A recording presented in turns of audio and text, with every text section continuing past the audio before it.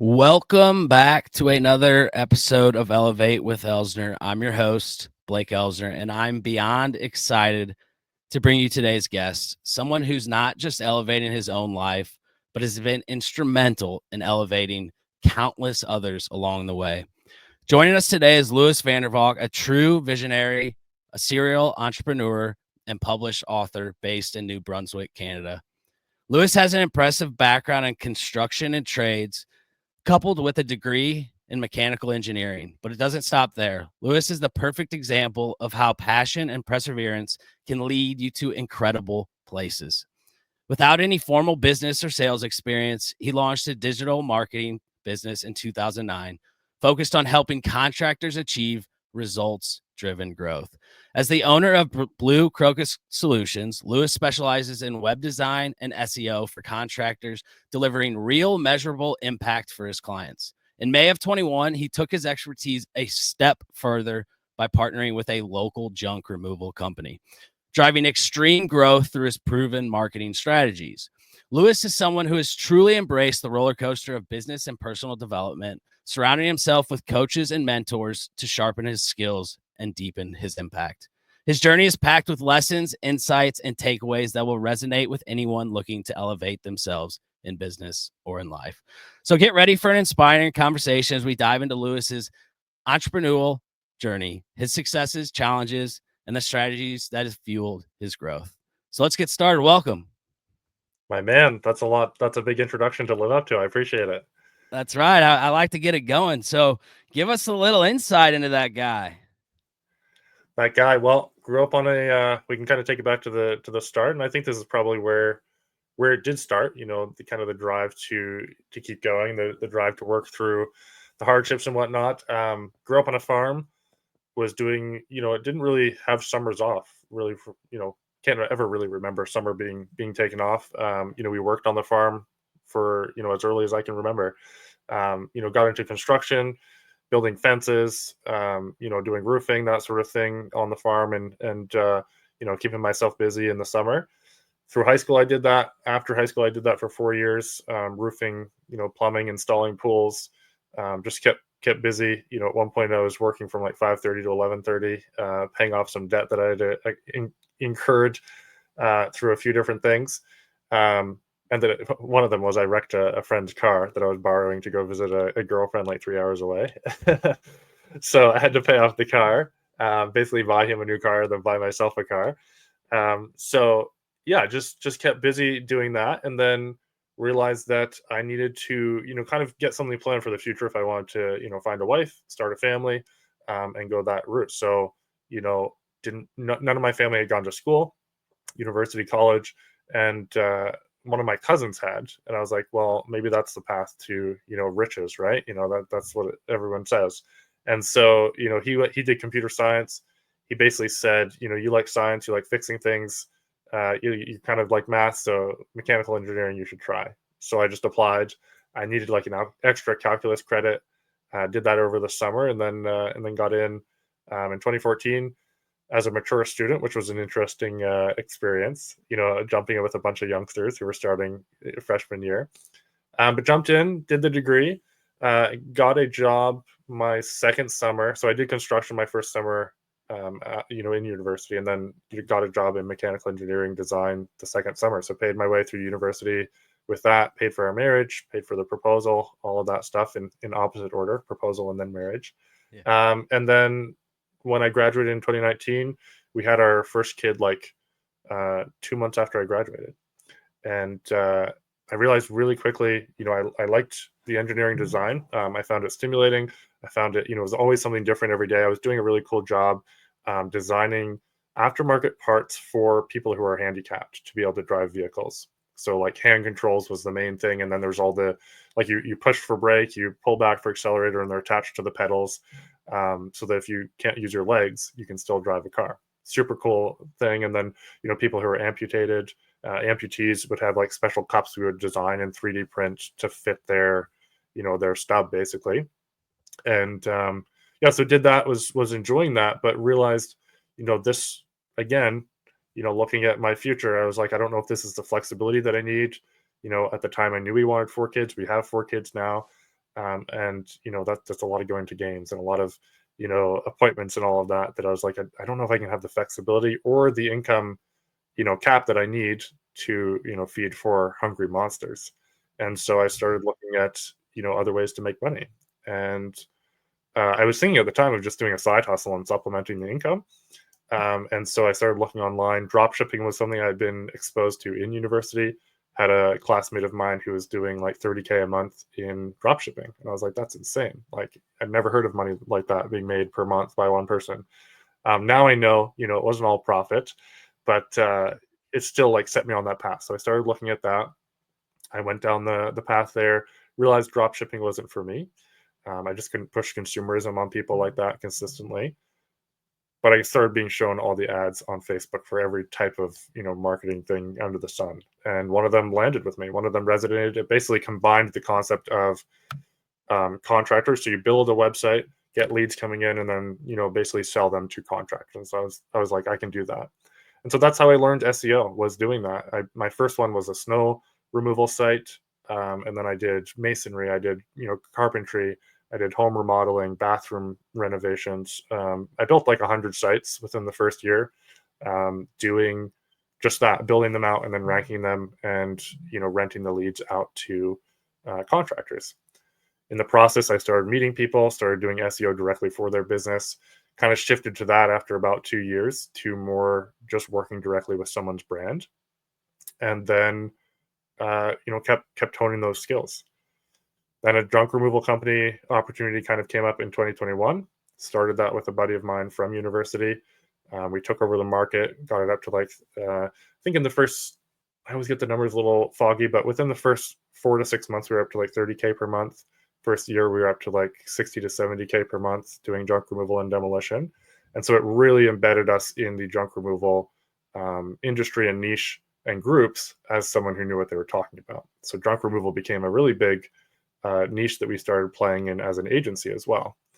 I moved away from the junk removal company in about 2023 or 4. Yeah, I guess it was 2023 that I moved away from that because I needed to focus back on the agency. But kept going in junk removal.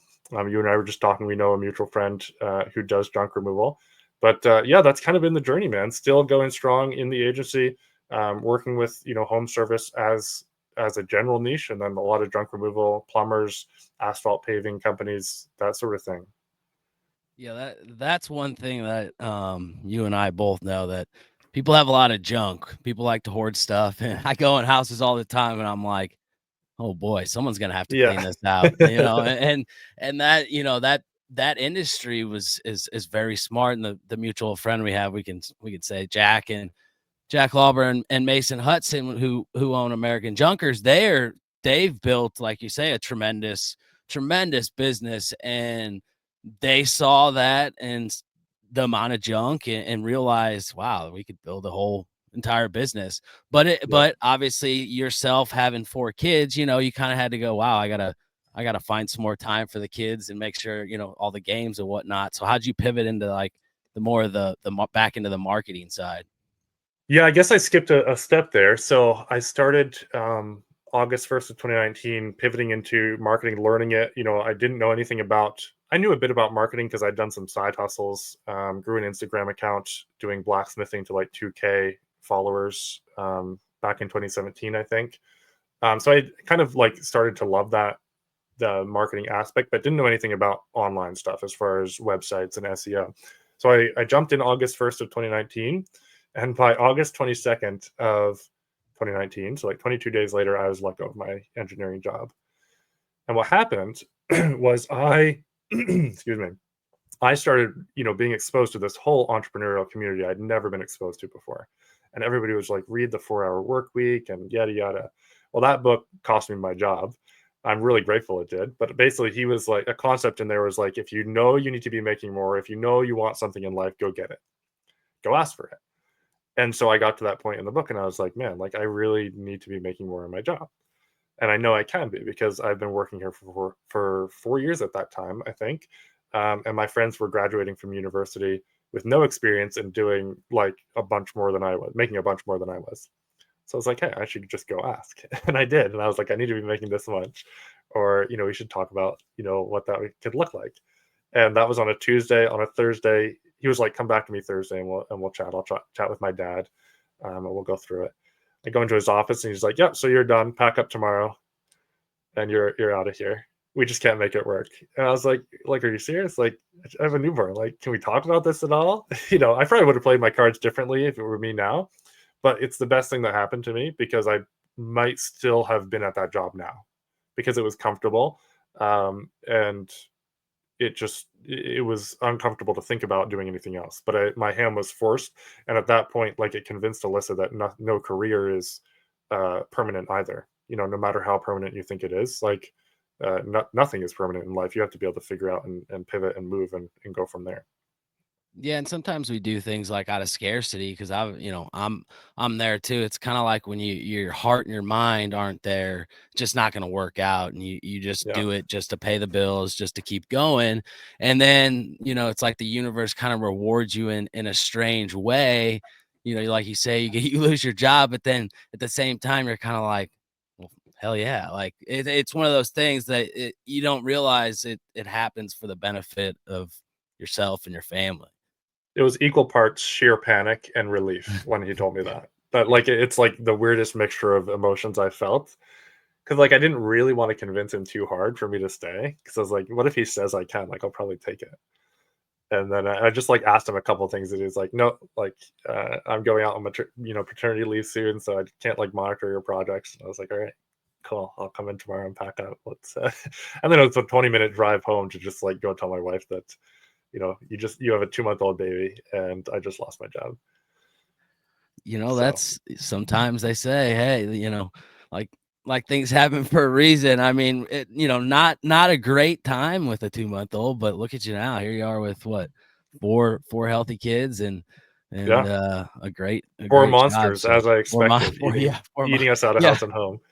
You know how it is. The time I was telling you, gosh, we were down with the flu for a little while, and that was rough. I'm like, I don't like all those germs. So, No, kind of, it's nonstop for sure. yeah, it really is. So you went the mechanical engineering side. That's pretty cool that you did that because there is a lot of purpose in that. Obviously, you tried to figure out how to get your heart into it by helping people who needed those designs or those Mhm. implementations on the car. Like that obviously shows a lot of purpose. So you had to continue in that path of trying to figure out how to help people. So SEO and the marketing was the way to go, huh? Yeah, I just felt it. I mean, the ad worked on me. I think I still have the ad copy saved somewhere. Because it just worked. It, like, made so much sense to me because I knew contracting, construction. I'd been in that world, and I knew that a lot of people in that world knew absolutely nothing about the online space, and so it made sense to me. And again, I wanted to help exactly like you're saying, and make a difference in someone's lives, not just sell you the latest slime color on Alibaba, right? Through drop shipping. I know how that drop shipping is. I had a relative do that, and you're like, wow, Yeah, that's nothing pretty wrong with it. impressive. It just Yeah. I just couldn't get behind it and doing that grind over and over. Yeah, and then you see, some of these obviously people caught on to that stuff or the corporations caught on to it. So I think it's gotten a little more challenging. You don't hear about the drop shipping as much Well, anymore with. Facebook ads became way more difficult and really knocked a lot of people out, I think.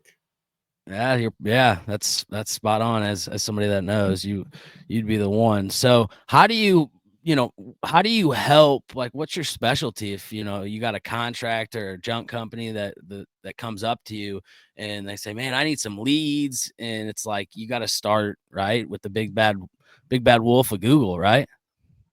Yeah, so we play on Google. That's our sandbox. And with us, we're selling a compound interest dream is essentially what SEO is. It doesn't have to be a dream, but I'm selling something that they can't tangibly touch. I can't tell you in 2 weeks you're going to get X number of leads because we're just going to turn on the faucet. What we're doing is saying, hey, I can do work that even if you end up leaving us, it still is going to stick on your website. Whereas Google ads or Facebook ads, you turn them off. You've just, turned your faucet of leads off, and you now no longer see the result of that money working for you continuously. So that is exactly what we do, is help someone get to where when someone searches for roofing near me or plumbing near me or junk removal near me, they're the ones that show up in, preferably the top 3 spots for the keywords that people are searching for, so that they click on their website or their Google business profile, they call them, they have a chance to land that job and make that money. That's exactly what it is. So it's basically building up their website, their online presence, their authority, so that they can earn a top spot. You can game the system, but you're not going to earn a long term spot at the at the winners table if you game the system. It's going to catch up with you eventually. And it's kind of like no matter how pretty or decked out, the website is, it really doesn't matter, right, per se, when it comes to It's finding certainly you. not the only thing. I've got some really, really ugly roofing sites. Well, I've got an ugly roofing and an ugly decking site that I built like in 2019 myself on Weebly, and they're still live here in my city, and they're still pulling in leads. I still have like 5 websites rented out, and they look awful, but they get leads, and they're ranked number one.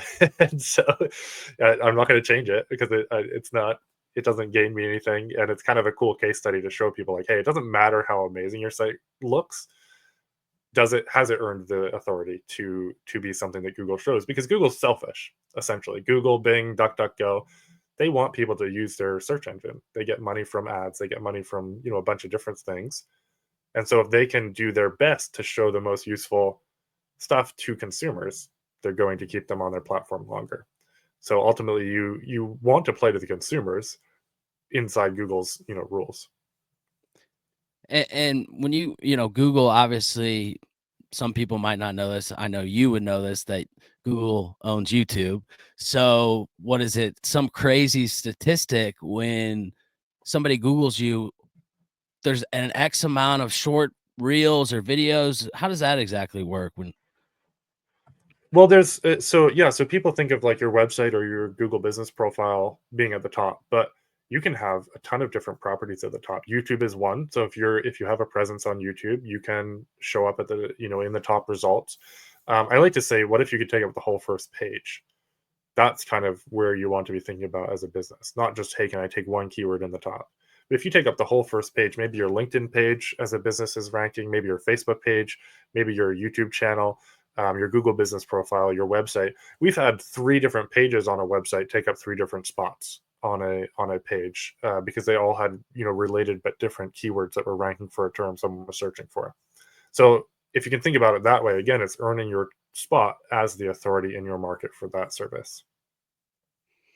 And I noticed you got to keep, like, you got to post pictures on your Google business profile. And is there something like they said, I always heard about, I don't know if this was just pushed like from a lot of like agencies in the beginning, but they always talked about like the Google, to be at the Google top, or be at Google's like the top, to be on the map. And then there was like a third thing. It was like the 3 things of Google you wanted to be. And now you see that Google screened or whatnot. So I know that's paid for, but Yeah, I organic mean, wise. Google Maps and the website, the Snap Pack or the Map Pack, people call it a bunch of different things, but those, unless I'm just having a complete brain fart, but I I shouldn't think be. it's the map I work pack. I work That's in that yeah, sandbox a on the bunch. So side, on the map. yes, Yeah, yeah. I Now just now yeah, it's just the maps and that. okay. Yeah, So that's what always I just heard that always being pushed through, the agencies. And when it kind of started popping up, like in 2019 or during, I guess, the COVID years, as yeah. people sat on computers. So give us some like case studies. Like give me a good case study. You just did the roofing one where I'm sure it's just a 3-step or a 4-step form and they click submit. But It is. It looks y- ugly. It looks yeah. really ugly. Yeah, we've got the roofing one. We've got obviously the junk removal one here, still crushing it. We've got a decking one, and I think I've got like an excavating one as well. That's just kind of sitting there. It doesn't really get any leads, but it's ranking. It's just not like it's a very word of mouth market here for that. But yeah, and then there's clients. If we look at other clients around, um, I wouldn't be doing a very good job if just my properties were the ones that are ranking.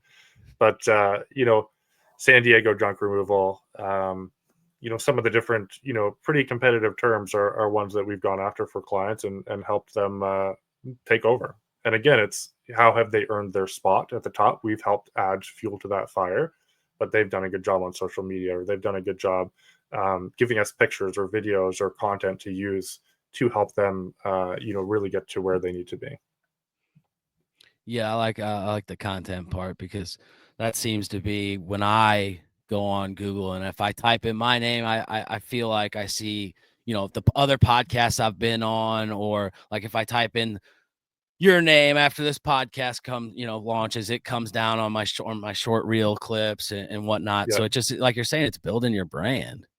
So one thing people don't understand is that Google, yeah, you brought up a really good point. So like Blake Elsner, if you search that, right, or if you search Lewis, or you search, your real estate company, the more chances you can show up on all these different platforms, whether it be, someone shares your website to Facebook, or whether they, um, you go on a podcast, or, you get featured in a reel, or you get featured in a best of directory locally, or you're in your chamber of commerce. Those are all points that Google can look at, and it sees your name, it sees your website, it sees your phone number, it sees your address matching up, and it's starting to build that trust and that authority with Google around, okay, this is legit. Other people are saying it's legit. Other people are linking back to you. There's all this magic that's happening, showing Google that you are. It's like check marks and votes towards your brand and your authority. Yeah, that's a good point. I don't know if you played baseball back in the day. Remember like Perfect Game and all those scouting websites. I kind of picture that as like an early form of like brand awareness. Do you kind of ever think about like those like scouting websites as kind of a start of some of like I don't want to say SEO, but like you built like a Perfect Game profile, and like you would rank yourself on Google if you were a better player, if you're throwing 90 miles an hour, etc. Yeah, yeah. I don't know. I don't understand the baseball analogy, having like lived it or done it. But yeah, that's exactly right. Like now, it's just a bigger and more complex algorithm that has more data points that's being used, but it's like exact same concept. Yeah. So just obviously I love put you on the whole first page is kind of a thing, I guess, a goal, Kind of the right? I mean, dream, right? yeah, Yeah, right. and Yeah. people are like, "Oh, SEO's dead." I think our clients would disagree. you know, Yeah. it's a real thing still. It's dead because they maybe tried it for a few months with someone that didn't know what they were doing, and it just it didn't work, and they were like, "Oh, I invested a bunch of money." Like we have it so that we didn't do this at the beginning, but we get clients to stick around for at least 6 months, because what happens is if they jump out too early, yes, they've invested a fair amount, but then they just haven't seen any result. Are you going to invest a bunch in the stock market and then pull it out 2 months later? Yeah, No. it's like not gonna day Yeah. trade on your marketing. I know. You Yeah, wish you you could, have to right? be. Yeah, I know, right? Yeah, you have to be in there for the long haul, and a lot of the top SEO individuals like yourself, yeah, they understand that because it's a big part of staying in front of people. But yeah, you also have to do your own job too, right? It's like you're not just And there's stuff you can do magically. before you hire someone Yeah, too. that that is true. So what would you say like one of your as we kind of wrap it up, it would be your biggest lesson, I would say, learned from your time through, even from university all the way up to where you are now, like advice, I guess you would say. Well, one, get a cough drop before you hop on a podcast. That's a good one, because I'm dying over here, but I think I'm holding it together okay. Oh yeah. The other one would be, imperfect action beats perfect inaction. That's something that I actually heard from that group that I jumped into in 2019, and I really, that was like a big leaping point for me. University was my first one, really expanded my horizons, and then jumping into that mastermind that I did in 2019 to basically learn everything I know about, set the foundation anyway for what I know about SEO. The guy in there teaching was basically like imperfect action beats perfect inaction every day of the week, and that's hard when you're starting out because you want to analyze and you want to procrastinate productively by mentally masturbating and figuring out exactly what you need to be doing, right? We all do it, and that helped me kind of just take action and not really care about the results. and then the results followed. Or not really care if I did it perfectly, I think is a better way to say it. And then the results just happen and you learn along the way, way more than you do by planning before it happens. Yeah, and it's a good part to or point to say like, hey, you do have to stick around. Like it doesn't happen overnight, that type of stuff. Like you do have to Yeah. put in the work. Like gotta show I up. feel like I'm just starting still. Like Yeah. it's crazy. Like I'm 5 years, 5+ years into the agency, and I feel like I'm just starting, um, which is crazy. But it's like also that momentum has built over 5 years, and like clients that I sent or prospects that I sent proposals to like 4 years ago are reaching back out, and they've been through 3 agencies since then, and they're like, "Hey, we're ready to go. We've tried everything that was cheaper than you and didn't work, and we're ready now to go." And so it's yeah, you got to stick in the game too. Yeah, and clearly it's a passion because when you or obviously a passion and a purpose because I always say when somebody says like, "Hey, it feels like your first day of just doing it for 5 years," clearly you love what you're doing because it doesn't feel like work, right? Yeah, I suppose I'd be here like, man, Blake, like Yeah. when I can get out of this SEO game, make enough money, and go live on the beach, I'm gonna be so glad, right? Yeah, I'm sure that's why luckily you got fired from your engineering job because I'm sure that's what would be happening, right? Had you not been here, you just would have been scarcity, complacent, and you would have Yeah, probably been perfectly fine, right? But you might not have been as happy. yeah, yeah. It's actually crazy to think about it.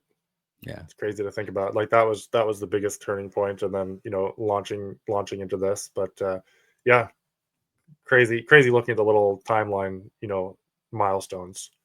Yeah. So what would you say, the future of Blue CS, as I call it, solutions, right? Your blue, it's blue crocus. How do you exactly say that? Blue crocus, like the flower. Crocus, like Yeah, yeah, like the flower. Blue crocus. Oh, duh. Blue crocus solutions. And so the what would future you is going to be say the really vision of interesting. that? Yeah, like what?